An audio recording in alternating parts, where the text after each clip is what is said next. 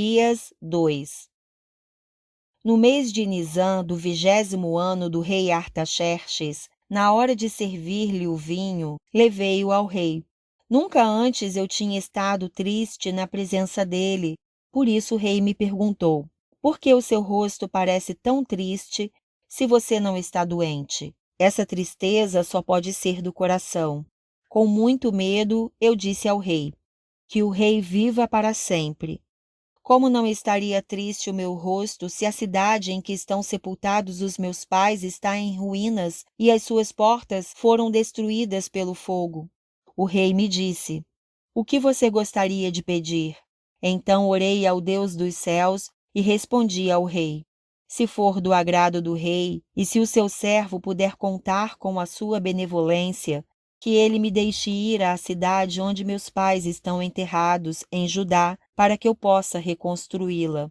Então o rei, estando presente a rainha sentada ao seu lado, perguntou-me: quanto tempo levará a viagem? Quando você voltará? Marquei um prazo com o rei e ele concordou que eu fosse. A seguir acrescentei: se for do agrado do rei, eu poderia levar cartas do rei aos governadores do Trans-Eufrates para que me deixem passar até chegar a Judá.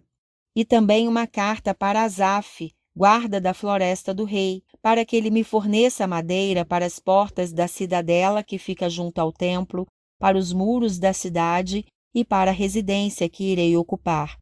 Visto que a bondosa mão de Deus estava sobre mim, o rei atendeu os meus pedidos. Com isso, fui aos governadores do Trans-Eufrates e lhes entreguei as cartas do rei. Acompanhou-me uma escolta de oficiais do exército e de cavaleiros que o rei enviou comigo. Sambalate, o horonita, e Tobias, o oficial amonita, ficaram muito irritados quando viram que havia gente interessada no bem dos israelitas. Cheguei a Jerusalém e, depois de 3 dias de permanência ali, saí de noite com alguns dos meus amigos. Eu não havia contado a ninguém o que o meu Deus havia posto em meu coração que eu fizesse por Jerusalém. Não levava nenhum outro animal além daquele em que eu estava montado.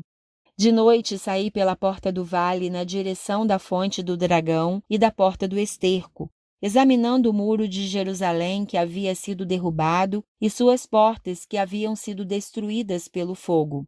Fui até a porta da fonte e do tanque do rei, mas ali não havia espaço para o meu animal passar. Por isso subi o vale, ainda de noite, examinando o muro. Finalmente voltei e tornei a entrar pela porta do vale. Os oficiais não sabiam aonde eu tinha ido ou o que eu estava fazendo, pois até então eu não tinha dito nada aos judeus, aos sacerdotes, aos nobres, aos oficiais e aos outros que iriam realizar a obra. Então eu lhes disse: vejam a situação terrível em que estamos. Jerusalém está em ruínas e suas portas foram destruídas pelo fogo. Venham, vamos reconstruir os muros de Jerusalém, para que não fiquemos mais nessa situação humilhante.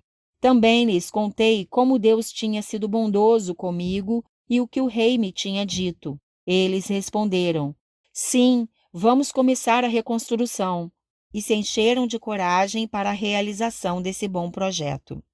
Quando, porém, Sambalate, o horonita, Tobias, o oficial amonita, e Gesem, o árabe, souberam disso, zombaram de nós, desprezaram-nos e perguntaram: o que vocês estão fazendo? Estão se rebelando contra o rei?